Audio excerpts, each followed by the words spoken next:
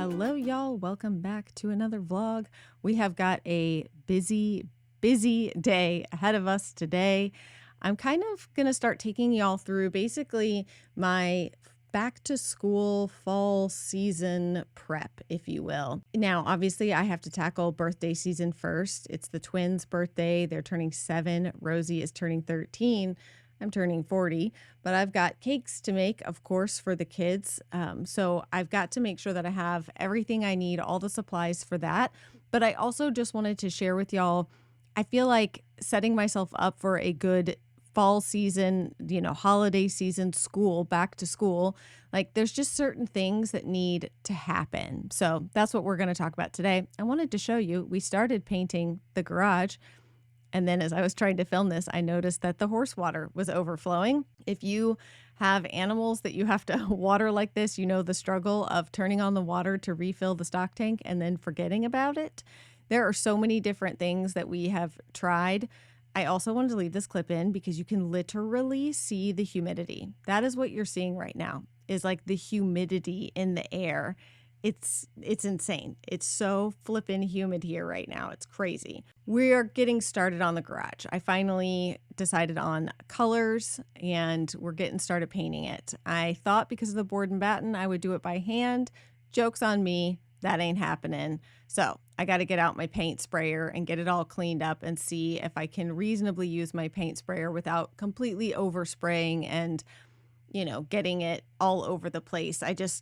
My worry with using the paint sprayer is that I'm going to have too much overspray. So I'm not skilled with the paint sprayer like you see on Instagram and stuff when you see people doing those incredibly satisfying like reels and video clips of them painting things. Oh man, I love watching those. Anyways, I'm in the garage, my newly cleaned, if you didn't see the last vlog, finally tackled cleaning out and organizing this garage. Thank goodness. It's not perfect. It's not done by any means, but it's much easier to get in here and find things. So I've got some restocking of not baked goods, but baking supplies to do. So I'm grabbing some more jars so that I can restock some things. Again, this is kind of part of my, fall season prep is I got to make sure that I have plenty of like almost extras of the things that I use for baking and making cakes and other like treats and things like that. It's not just cakes, but I'm kind of starting with that in mind because once I get through, this is like the most cakes I have to make in one short period because the twins each want their own cakes now. They don't want to share a cake. So I've got to make basically 3 cakes in a 2-day period. So yeah, wish me luck on that. I'll share the designs and stuff with you guys, and I'll try to get clips if you're interested and you want to see the cakes. I know that like watching cake making is not for everybody, but I will share with y'all the cake process. If you're interested, let me know in the comments.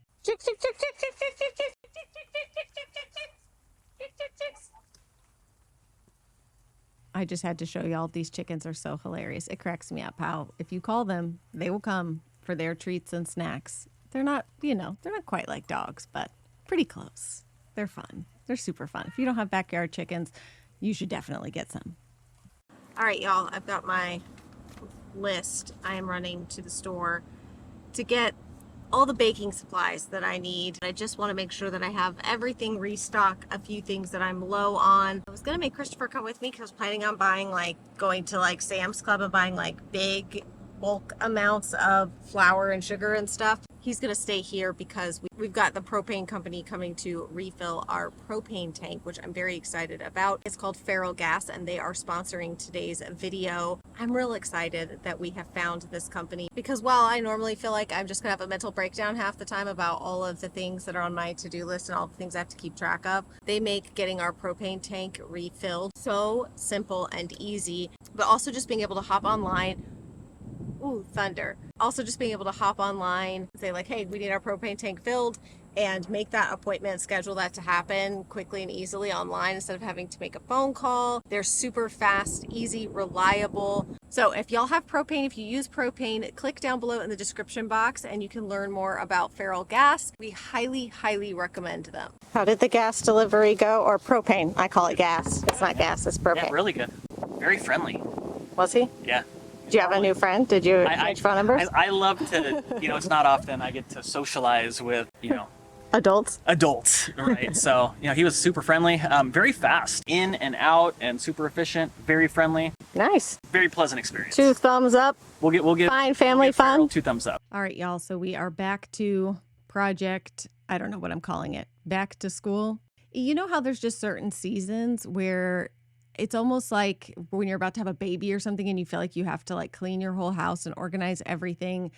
The holidays can make me feel that way, but also just this like back to school season, because I know what's coming, that this fall season, it's just kind of, it can feel a little chaotic. And so I wanted to take the time to set myself up for success. Now, I will be honest with you and tell you that I've tried the whole, well, let me just explain first quickly here that I'm just refilling these jars slash filling them because I feel like some of these Ziploc bags never actually stay closed. So I'm like, I'm just going to put them in jars that I can actually seal the lid on.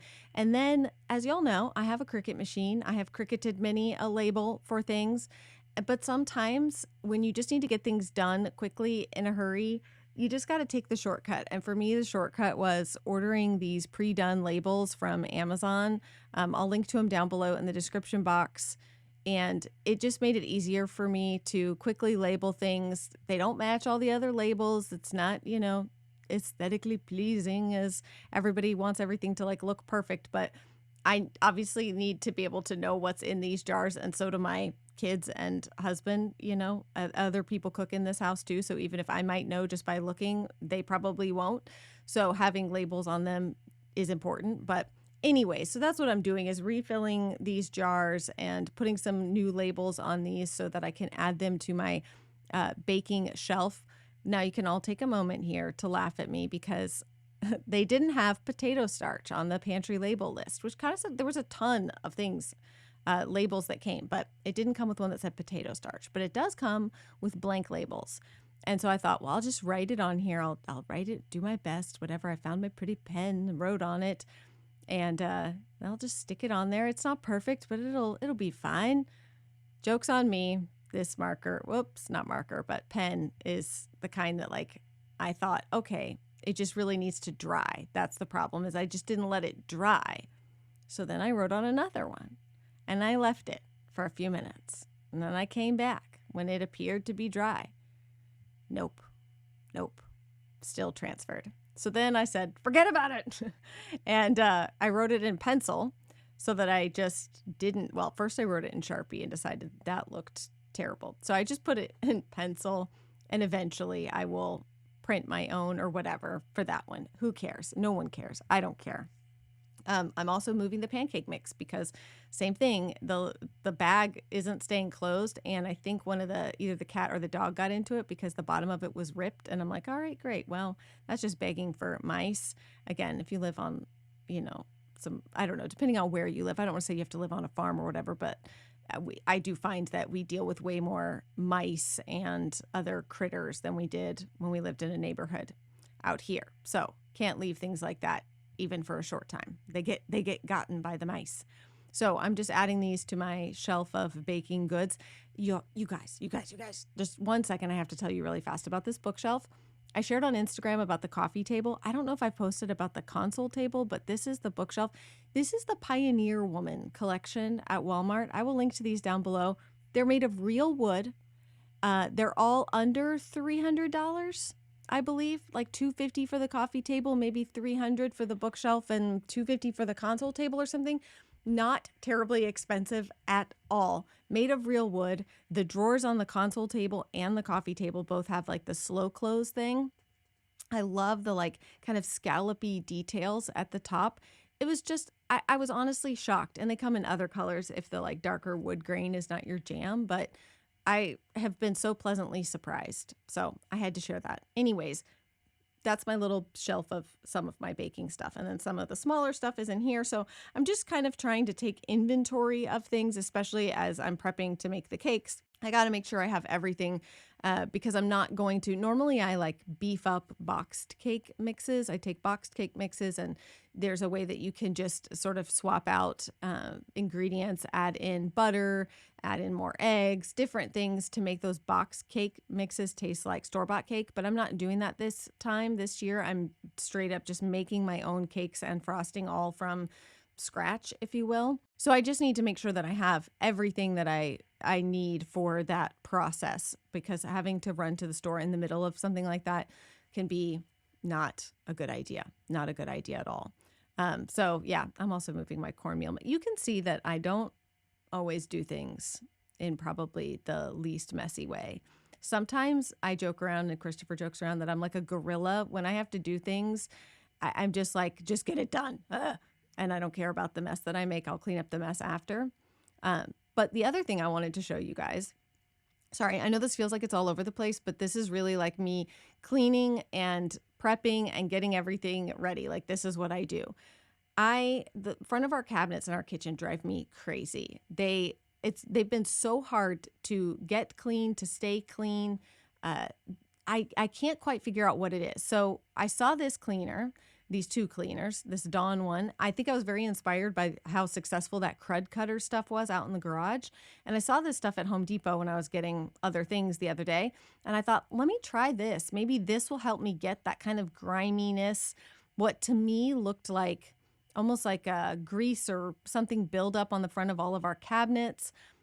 I thought, maybe that's what it is, and this will help. So I put this on, sprayed it on, let it soak for a couple of minutes. Then I came back and attempted to scrub it and wipe it down with water, get it all clean. And I swear, y'all, this was one of the most frustrating things. So this is me saying, if anybody, I'm waving the white flag. If you know what the heck I'm doing wrong, what's going wrong here? My cabinets look streaky, almost like there's a finish on them that's maybe coming off or something. I don't know. I mean, I need to repaint, and we're planning on redoing these cabinets anyways, but not being able to get them really clean is driving me insane. You're gonna see that, like, I even went and got the Dawn, what's it called? The power wash stuff, that blue spray bottle that's on the counter there. That stuff cleans like everything. And so I ended up spraying that on there and leaving it. I went and got the crud cutter stuff. I mean, I tried everything from leaving it on to soak to spraying it directly on the sponge and cleaning that way, because I thought maybe the streakiness that I was seeing was from where I sprayed it and it dripped down. Maybe like it was cleaning so well that the streaks were just where it had cleaned it and the rest wasn't. I got my scrubber brush, the flat side, and you can almost see that there's like a layer of film. Sorry, I should have gotten the camera, but I was too frustrated. I should have brought it up closer so you could see. I'm just so confused. So I decided to take a break from that and switch to the oven because, of course, as I'm going to be making a bunch of cakes, I'm going to need to use this oven. And again, I'm not the only person who cooks in this house, and I'm not the only person who bakes in this house, but I am the only person who will take the time to clean the oven. So it just needs to happen. I wanted to bake the cakes in a clean oven, and I wanted to use this oven cleaner that I got on Amazon during the Prime Day deals.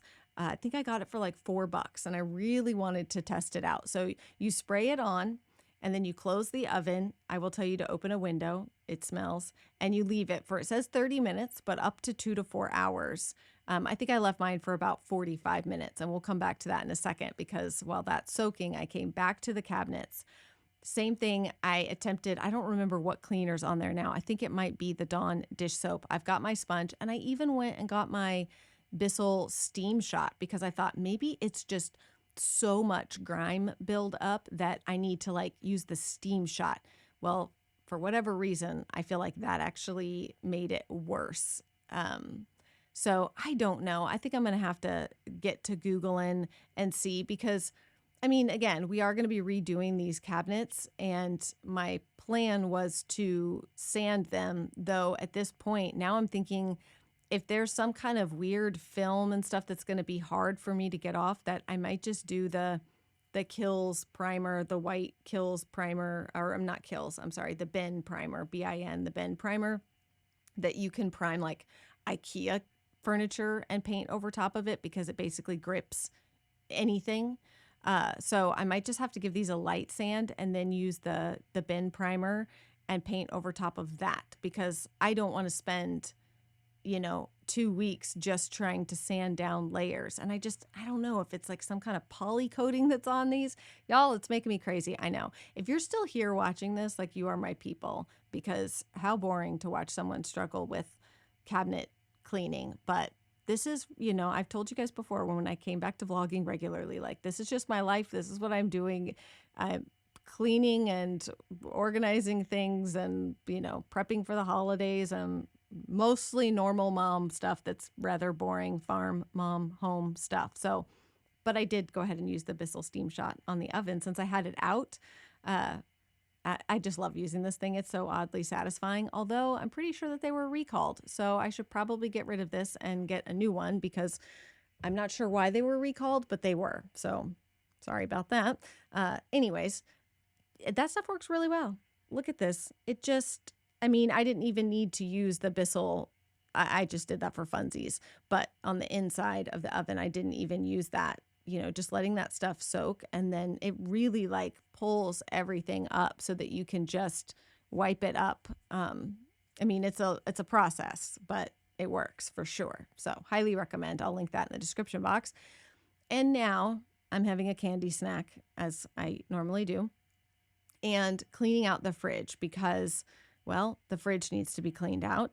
But also, when I'm making cakes, I'm often needing to put cakes in here while they go through their different like crumb coat layers. And then once the cake is done and all of that. So I wanted to make sure the fridge was cleaned out so that there wasn't anything in here that didn't need to be, because it's hard enough for me to like move things around to fit the cakes in here. I certainly didn't want to have to be juggling and moving things around a fridge that was full of stuff that didn't need to be in there, that was expired or, old leftovers, that kind of thing, which, as you can see, there is some of that in there. So I have to go back to my not sturdy, what's the word I'm looking for? My tried and true, my ride or die, the Dawn power wash stuff. It works, y'all. It just works. So I'm going to use that to clean out the rest of the refrigerator. I kind of am laughing while I was doing this. I was thinking, man, have y'all seen I guess they're reels or TikToks of the people with the like super aesthetic refrigerators, where it's like they do, what's it called? Like a fridge restock or whatever, where it's a lot of the like clanking, like ASMR finger tappy sounds, and you're like listening to them open containers. There's no voiceover, there's no music. It's just the sounds of them cleaning, or not cleaning, but the sounds of them like restocking their refrigerators. And I saw one that I guess has like millions of views because people are hating on it. It's a lady like restocking her kids' refrigerator in their playroom that's like full of all of their snacks and stuff.